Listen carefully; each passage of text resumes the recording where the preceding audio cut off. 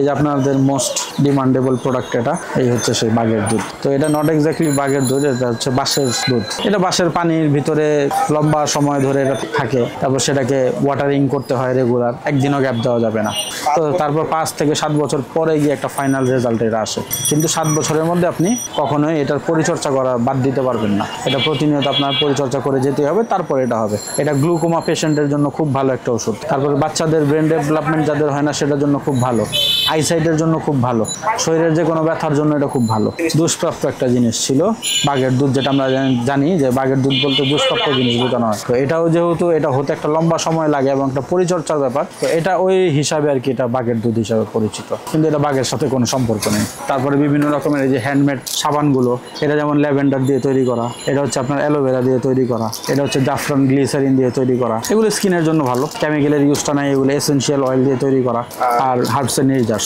এখন ছোট ছোট অনেক জায়গাতে আছে, কিন্তু পুরান দোকানের সংখ্যা অনেক কম এবং কমে যাচ্ছে। এটা হচ্ছে আমাদের তৈরি করা ক্যারাটিন অয়েল, যাতে ন্যাচারাল সোর্সেস অফ ক্যারোটিন দিয়ে এটা বানানো। তো এটা আপনার চুল পড়া, চুল পাকা রোধ করাবে, নতুন চুল গজাতে সাহায্য করবে। এটা একটা শ্যাম্পু যেটার মধ্যে রিঠা, ব্রাহ্মী, শিকাকাই এগুলো আরও অনেক হার্বস দিয়ে তৈরি। এটা একটা প্রাকৃতিক শ্যাম্পু। এই শ্যাম্পুটা হলো গিয়ে চুল পড়া বন্ধ করাবে প্রথম দিন থেকেই। এই দোকানটার বয়স মূলত 200 বছরের বেশি সময় ধরে আছে। প্রথমত এটা স্ট্রাকচারটা এরকম ছিল না, তো যখন বিল্ডিং এর ইয়াতে আসে ব্রিটিশ পিরিয়ডে, তখন এটা এরকম একটা স্ট্রাকচার আসে এবং তখন থেকে নিয়ে এখন পর্যন্ত এরকমই আছে। শুরুটা এটা 5 প্রজন্ম আগের বিজনেস, এটা এখন 5ম প্রজন্ম চলছে। এখন যতটা মেডিসিনের প্রচলন, তো আগে কিন্তু এটার চলটা মানে এগুলোই ছিল। কারো কোনো প্রবলেম হয়েছে, কেউ একটু এসে এই ওষুধগুলো নিয়ে নিল। খুব ডায়রিয়া হচ্ছে, বাথরুম বন্ধ হচ্ছে না, আপনি ইন্দ্রজব একটু খেয়ে নিলেন, আপনার পাতলা পায়খানা বন্ধ হয়ে যাবে। তো এখনকার দিনে কিন্তু এই টোটকাগুলো অনেকে জানেও না। বণিক টাইটেল যাদের, ওনাদের আদি বিজনেস ছিল এটা, আপনি হয়তো বা ইতিহাস দেখলে জানতে পারবেন। তো সেই বণিক সম্প্রদায় হচ্ছে এই শাহ বণিক। 3000-এর উপরে হার্বস, আসলে এগুলো মনে রাখার হচ্ছে যেমন এক এক জায়গাতেই রাখা হয় এবং এক একটা ক্যাটাগরি আছে যে এই মালগুলো সবসময় এখানে স্টোর করা হয়, প্রোডাক্টগুলো ওই পাশে থাকে, এরকম মানে দোকানের মধ্যেই সেট করা থাকে আর কি। এই বক্সগুলোর বয়স তো মোর দেন 40+। এই র্যাকটার বয়সও 70 থেকে 80 বছরের বেশি হবে। লেখাগুলাও মোটামুটি 30 বছরের কম হবে না।